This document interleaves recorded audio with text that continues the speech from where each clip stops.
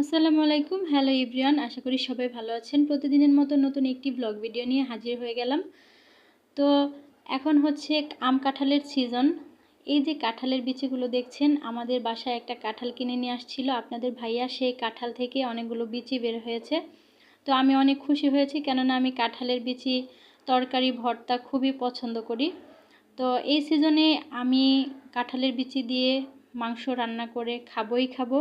এটা প্রত্যেক বছরে আমি খাই। তো এবারও একবার খাওয়া হয়ে গেছে, তো ওটা আপনাদের সাথে শেয়ার করা হয়নি। তো আজকে চিন্তা করলাম যে আজকে কাঁঠালের বিচি যে রান্না করব সেই ভিডিওটা আপনাদের সাথে শেয়ার করি।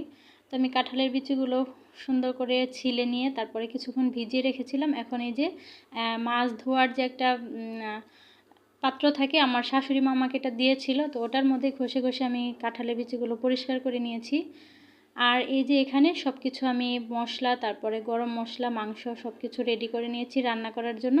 আর আমি মাংস রান্না করলে সব সময় একটু সরিষার তেল মিক্স করে রান্না করি। এই যে আমি একটু সরিষার তেল দিয়ে দিলাম, আর হচ্ছে একটু সয়াবিন তেল দিয়ে দিলাম। আর এখন আমি গরম মশলাগুলো তেলের মধ্যে দিয়ে দিলাম। এখন আমি পেঁয়াজ আর কাঁচামরিচের কুচিগুলো দিয়ে দিলাম, দিয়ে এটাকে একটু বাদামি করে ভেজে নিব। তারপর আমি এখানে আদা রসুনের যে পেস্ট আছে, এই আদা রসুনের পেস্টটা দিয়ে দিব। আদা রসুনের পেস্টটা আমি পরিমাণ মতো দিয়েছি। তো আপনারা আপনার যেভাবে রান্না করেন, যার যার পরিমাণ মতো আসলে আমরা রান্না করি, এটা বলে লাভ নেই। তো আমি আমার পরিমাণ মতো দিয়ে দিলাম। আর এখানে আদা রসুনের পেস্টটা দেওয়ার পরে কিছুক্ষণ একটু কষিয়ে নিলাম, তারপর একটু পানি দিয়ে দিলাম, তা না হলে নিচে পোড়া লেগে যেতে পারে। আর এখন আমি যে মশলাগুলো রেখেছিলাম পরিমাণ মতো মেপে সেই মশলাগুলো আমি দিয়ে দিলাম। এখানে আমি 2 চামচ ধনিয়া গুঁড়া, 1 চামচ হলুদ গুঁড়া, 2 চামচ মরিচের গুঁড়া, 1 চামচ জিরার গুঁড়া, এইভাবে আমি মেপে রেখে দিয়েছিলাম। লবণ পরিমাণ মতো। এখন আমি মাংসগুলো দিয়ে দিলাম। মাংসগুলো দিয়ে তারপর আমি অনেকক্ষণ সুন্দরভাবে মাংসটাকে কষিয়ে নিব। মাংস সাধারণত আসলে কষানোর উপরেই এটার স্বাদ নির্ভর করে। মাংস ভালো মতো কষানো না হলে মাংসর ভেতরে মশলা ঢুকে না, আর খেতেও টেস্ট লাগে না। তো এখন আমি কাঁঠালের বিচিগুলো দিয়ে দেবো। মাংসটা সুন্দরভাবে কষিয়ে নিয়েছি। কাঁঠালের বিচিগুলো দেওয়ার পরেও অনেকক্ষণ আমি সুন্দরভাবে কষিয়ে নেব।